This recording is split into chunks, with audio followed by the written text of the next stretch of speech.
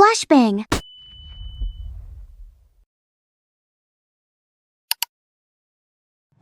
So picture this. Defense units are coordinating their attacks against giant, city-stomping kaiju, while live media coverage makes it feel like we're all watching a reality TV show gone horribly wrong. I mean, forget about the Kardashians.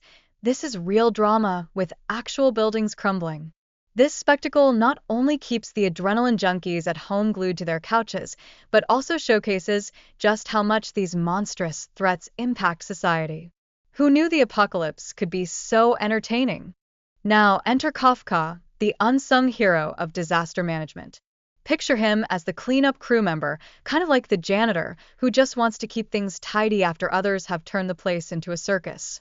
His experiences are a stark reminder of the unsung struggles of those working behind the scenes. You know, the folks who actually have to pick up the pieces after every kaiju's not-so-great fall down the building. Talk about being the real MVP. Now, let's take a peek at Kafka's backstory with the defense unit.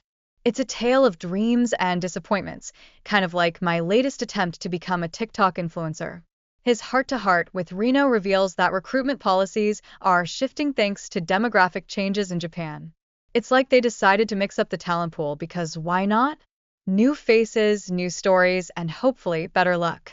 Despite these challenges, Kafka's determination to join the defense team is stronger than my caffeine cravings during finals week. He's fueled by a past promise to Mina that pushes him to confront his fears head-on. Honestly, we've all been there. Facing fears is like walking into a 9 a.m. class after only 2 hours of sleep. Spoiler alert, it's terrifying and often involves some awkward stumbling. Speaking of courage, let's talk about Mina. This powerhouse takes charge during crises like a boss in a board meeting. Her skill at overcoming fear becomes a beacon of inspiration for Kafka. Honestly, if I had $1 for every time I wished I had Mina's bravery, I'd have enough money to buy a lifetime supply of pizza. And we all know, pizza makes everything better. Now, the bond between Kafka and Reno? It's like a buddy cop movie waiting to happen. Their friendship highlights the importance of support in overcoming life's monstrous challenges. You know, teamwork makes the dream work, especially when you're facing gigantic creatures. Plus, who else would you want beside you in a fight against a kaiju? Probably someone who doesn't scream louder than you do. Reno suspects the defensive team might split into 2 groups, giving Kafka a potential escape route, like a plot twist waiting to happen. But what does Kafka do? He decides to stay and embrace his inner strength instead.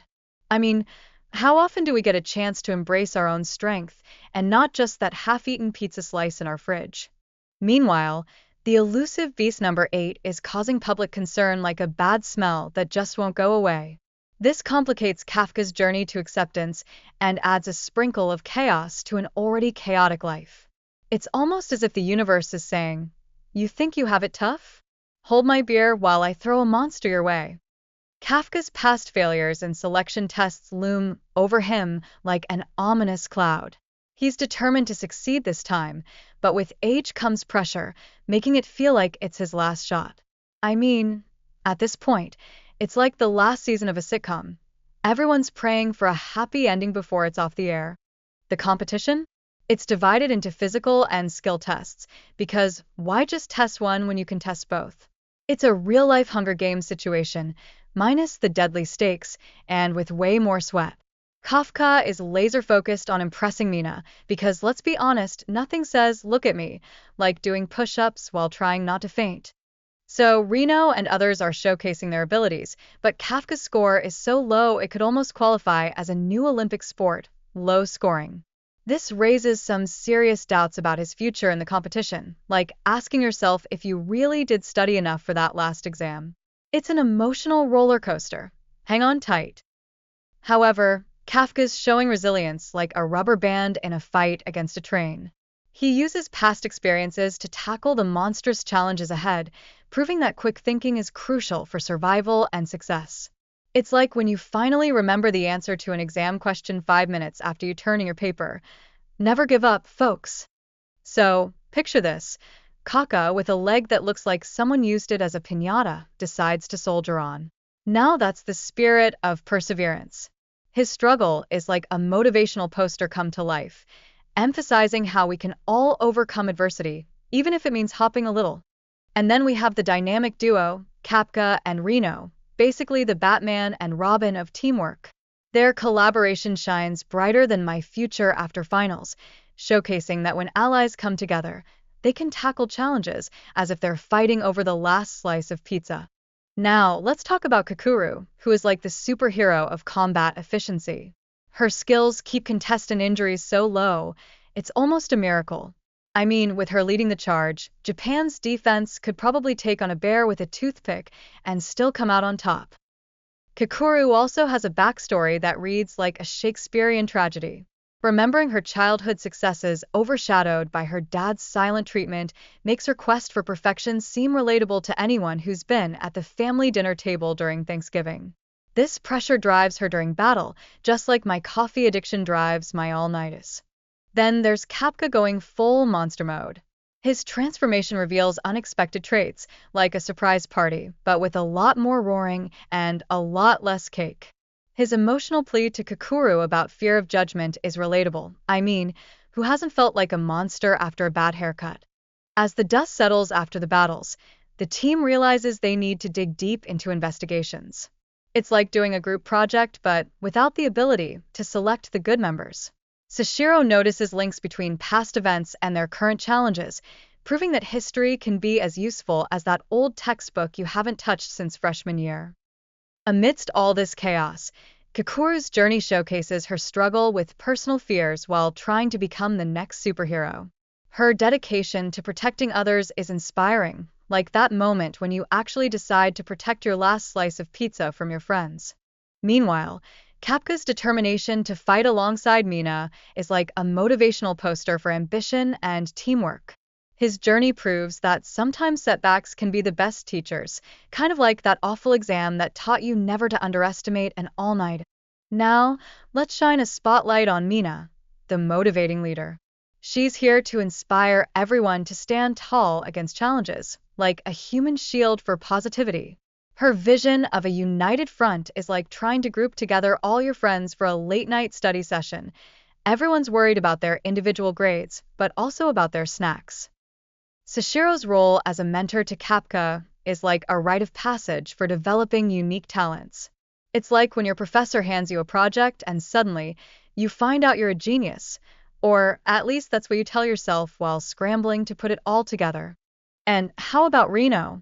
His training results are impressive, but let's be real, it's the dedication and hard work that turns him from a couch potato into a contender. The competitiveness among teammates is so intense it could probably rival a game of Monopoly, and you know how that ends. As our recruits bond through shared challenges, their camaraderie grows deeper than the mysteries of a late-night pizza order. Their friendships remind us that sometimes it's the people we suffer alongside that makes the journey worth it.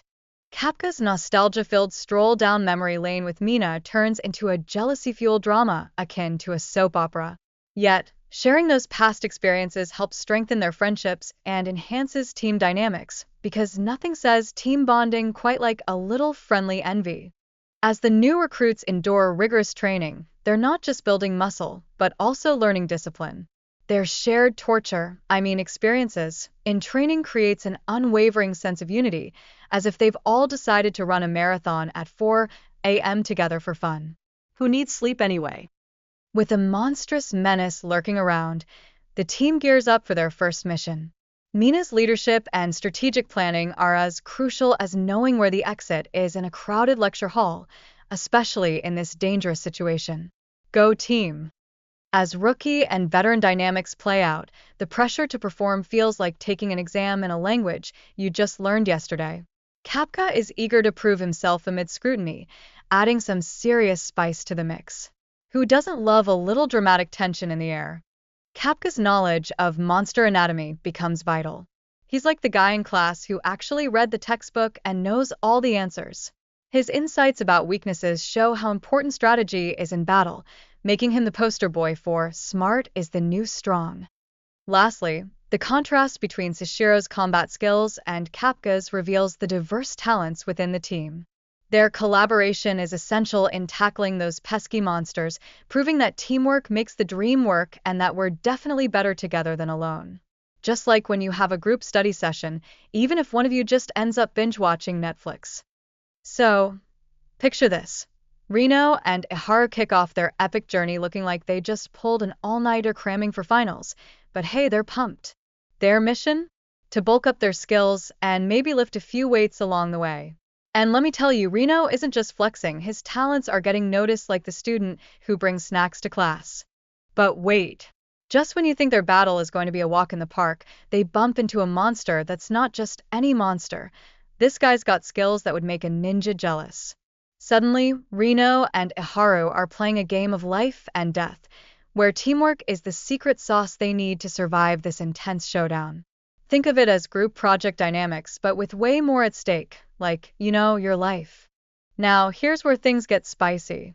Iharu has a light bulb moment and decides to man up instead of just tagging along with Reno. This is a major glow-up for their friendship and personal growth, like going from groupie to lead singer overnight. Who knew that fighting back could boost confidence faster than a free pizza at a student event? And look at Iharu go. He supports Reno with some zippy lightning bullets to freeze the monster in its tracks. Talk about electrifying teamwork. Their strategic partnership is like the ultimate duo in a buddy cop movie, only with more monster guts and less coffee breaks. Meanwhile, Reno's throwing punches, but is taking hits harder than a student who's just realized finals are next week. His injuries speak volumes about the grueling nature of their battle, but like a true hero, he's still there fighting to protect his teammates.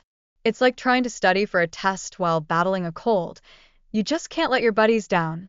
Just then, in a twist fit for a dramatic movie, Capsier swoops in like a superhero in the nick of time, saving Reno from being monster lunch. It's moments like these that really showcase the importance of having allies. Because saving each other is what friends are for, or at least, that's what all those motivational posters in the dorm rooms say. And Capsier? He's hot on the monster's trail, showing off his hero moves like he's auditioning for an action film. With each punch, it's clear he's not just about brawn, but also about loyalty. Because when it comes down to the wire, who wouldn't want a buddy who can bench press a car? Then in steps Kakuru, and let me tell you, she brings the unpredictability. With a traffic sign as her weapon of choice, she proves that when the going gets tough, the tough get creative. Who needs swords when you've got street signs? It's like she turned a casual stroll into a full-on demolition derby. But hold on tight, things just got real as Sosiro confronts Capsier. This showdown isn't just about fighting monsters. It's also about navigating their own complex relationship. It's a bit like debating with your roommate about whose turn it is to do the dishes. Tempers flare, and stakes rise even higher than the pizza prices during finals week. So Siro's relentless pursuit of that number 8 monster ends up leaving a trail of injuries and emotional baggage. Trust issues start popping up like those pesky mosquito bites in summer. And guess who's under the spotlight? Yup, Capsier. Because nothing solidifies friendship like shared trauma and a few battle scars. Kakuru, with her reflective moments, questions where her trust in Capsier stands after everything that's gone down. It's like trying to figure out if that last slice of pizza is worth the risk of betrayal. Emotional turmoil never tasted so cheesy. Finally, our defense team is riding high, celebrating the recovery of their injured members like they just won the Super Bowl. Their first successful mission? It's a bonding moment that's all about camaraderie, shared victories, and, let's be real, the sweet taste of victory tacos. Amidst the festivities, the deputy captain comes in like a motivational speaker on caffeine, congratulating the recruits. He hypes everyone up about the importance of teamwork and recognition. After all, who doesn't love a good pat on the back? Or, in this case, a high five for surviving the first mission? But hold on to your hats. Arguments break out faster than you can say teamwork. Seems like the competitive nature of the group is in full swing as they reflect on their past battles. Kind of like when your roommate thinks they can beat you at Mario Kart. Spoiler alert. They can't. And boom. Capsier's unexpected promotion hits the scene, and the group erupts like a shaken soda can. It reinforces the idea that hard work pays off, kind of like that one time you studied all night and actually managed to pass that exam. But not so fast. So Cyro's got his eye on the real prize. Monsters with advanced communication skills. Seriously, what's next? A monster book club? This kind of intelligence raises some serious red flags about where these beasts come from and what they're plotting. Meanwhile, Capca is fueled by past support from the vice captain, highlighting loyalty like a classic sitcom friendship. His drive to improve shows that personal growth is never out of style. After all, who doesn't want to upgrade from average Joe to heroic legend? And just when you think it can't get wilder, it turns out the dragons have formed a team under an even scarier leader. This unexpected twist is like discovering that your favorite childhood cartoon has a dark side. Time to buckle up because it looks like the stakes just got raised higher than your textbook pile. Kokora steps into the spotlight, wielding a giant axe as if she's auditioning for a role in Game of Thrones. With a single swing, she takes down a dragon like it's as easy as a midnight snack. Her raw power and skill make it clear she's not just a sidekick, she's a major player in this whole epic saga. Then we see Aoi and Haruchi teaming up to take on Kokoru, proving that they're not just competitors, but a dynamic duo full of surprises. Their alliance showcases how teamwork makes the dream work, or at least makes it easier to survive the horror movie moment of facing a dragon. Challenges arise like uninvited guests at a party when they face a monster that breaks through their defenses. This escalates the emotional stakes and drives home the reality that their mission isn't just a game. It could end in tears and a lot of pizza-stained uniforms if not handled properly. Capca shows off his impressive speed and combat power as if he's channeling his inner superhero. Although he's got individual strength, he knows it's all about teamwork. Just like how you can't get through finals week without a study group, he's relying on his teammates during the crisis. The quick response from Kokoru and Reno highlights the absolute necessity of communication and strategy within the team. They're like a well-oiled machine, ensuring everyone plays their part in the battle as if they were synchronized swimmers, except, with less splash and more action. And even during their well-deserved break, senior members don't sit idle. They dash into the fray to support their friends, proving that commitment and camaraderie are the lifeblood of their group. Because when push comes to shove, nothing beats the power of sticking together, especially when there are dragons involved. In conclusion, this wild ride has shown that teamwork, loyalty, and a little bit of humor can take you a long way, just like surviving college. So buckle up for what comes next, and remember, when in doubt, bring a traffic sign and a giant axe to the next team meeting.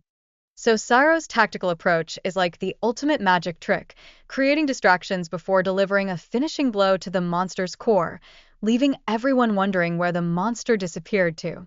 It's like a really intense game of whack-a-mole, folks. This strategy highlights his intelligence in combat, proving that brains can be mightier than brawn, especially when you're battling oversized lizards. Now, when the monster decides to bulk up and transform into a larger form, things just got serious. That's right, folks. It's officially time to raise the stakes higher than your GPA after midterms.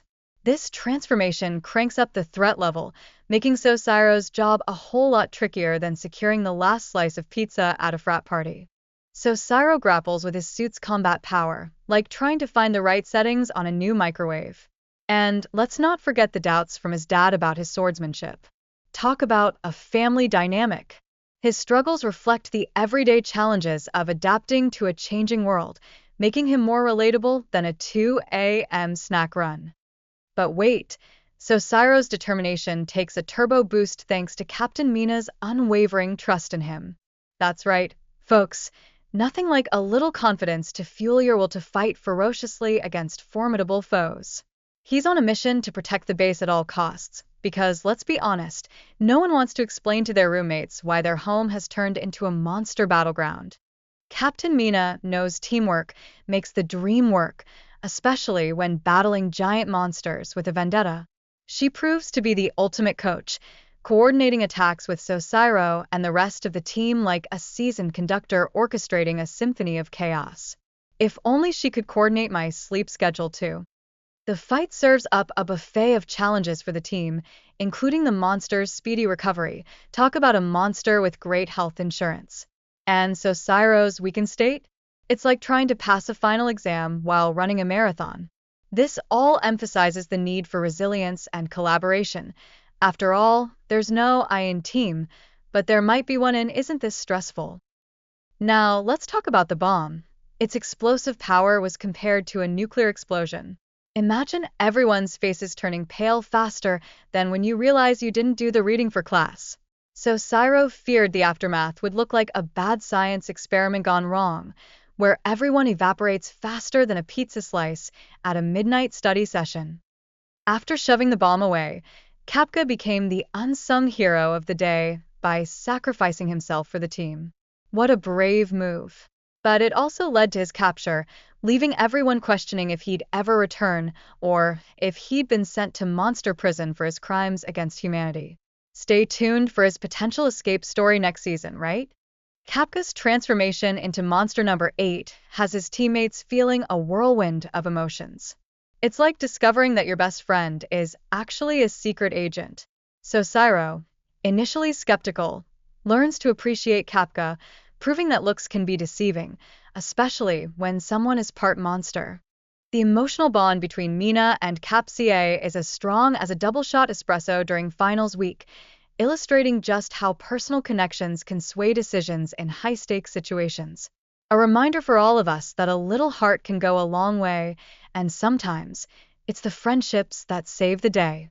However, the fear of Capca being recognized as a monster sends the team into a frenzy.